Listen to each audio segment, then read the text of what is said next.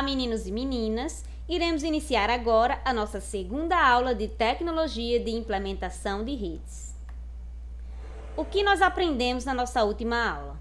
Nós iniciamos o nosso estudo através da internet, onde aprendemos o seu conceito e, em seguida, vimos o protocolo, onde comparamos o protocolo humano com o protocolo de rede e vimos também os meios físicos, onde vimos meios guiados e meios não guiados.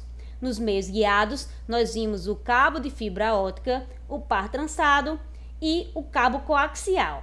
Na aula passada eu falei par coaxial, mas o correto é cabo coaxial, tá certo, gente? E nos meios não guiados, nós temos uma lã sem fio e o canal digital de satélite. Então agora nós vamos ver os conectores de cabo par trançado, que geralmente são comercializados por metro. Esse tipo de cabo, né, que é o cabo par trançado. Então, eles são compostos de 4 paredes de fio trançados entre si e utilizam um conector chamado de RJ45. Então, agora nós vamos falar sobre esse tipo de conector, certo? O RJ45, em que existem diferentes tipos de conectores RJ45 para categorias de cabos diferentes. Um conector RJ45 para a categoria 5, no caso é esta CAT5, é diferente de um conector RJ45 para o cabo CAT6 ou categoria 6, certo? Então aqui nós temos um exemplo nesta imagem aqui para ilustrar este RJ45. E nós temos tipos de cabos par trançado, em que existem basicamente dois, que são o UTP e o STP. O UTP são cabos sem blindagem, que são bem mais flexíveis. Já o STP são cabos com blindagem e eles se dividem em FTP, FTP, STP e SSTP. O UTP sem blindagem, ele utiliza o conector RJ45, que é aquele conector que eu acabei de mostrar naquela figura. São os mais usuais em rede local. Com certeza você já deve ter visto um cabo semelhante a este na sua casa. E são padronizados pela TIA. Possuem um comprimento máximo de 100 metros com a taxa de transferência que pode mudar conforme a categoria do cabo, certo? No caso desta foto aqui, a categoria é a 5 e ele tem basicamente esta aparência aqui, certo? Geralmente ele é azul e dentro dele tem vários fios que estão entrelaçados e eles são coloridos. FTP. Uma camada protetora faz uma blindagem simples envolvendo todos os pares de cabos. Esse tipo de blindagem simples ajuda a minimizar o problema da interferência eletromagnética. Então, ele é basicamente desta forma aqui, tá bom? Nós temos o STP também aqui, que é uma blindagem que reveste cada par de cabo individualmente. Então, desta forma, tem-se um isolamento de cada par de cabos através de uma cobertura de metal. E isso reduz consideravelmente interferências externas e internas.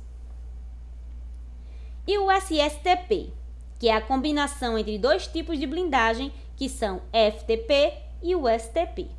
Então, eles são revestidos internamente com a capa protetora entre cada um dos pares de cabo, possuem uma proteção entre todos os pares existentes dentro do cabo e uma consideração importante que deve ser levada em conta na utilização de cabos com blindagem é a utilização de conectores especiais para estes cabos.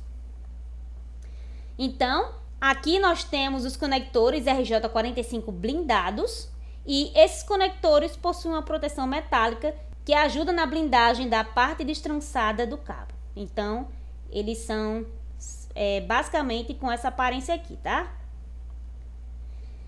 E nós temos os cabos de fibra ótica, que popularizaram-se e hoje têm um papel fundamental nas telecomunicações, principalmente em ambientes que necessitam de alta largura de banda, como é o caso de telefonias e TVs a cabo.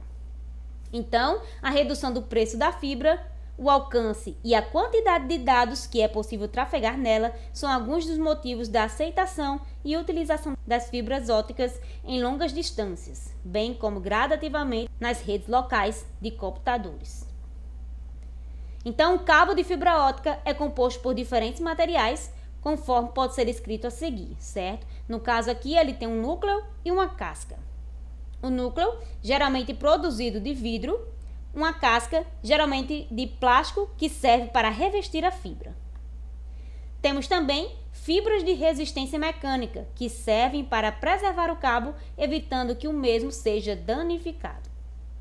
E temos também o revestimento externo, que é uma camada de plástico externa que protege os cabos de fibra ótica internos.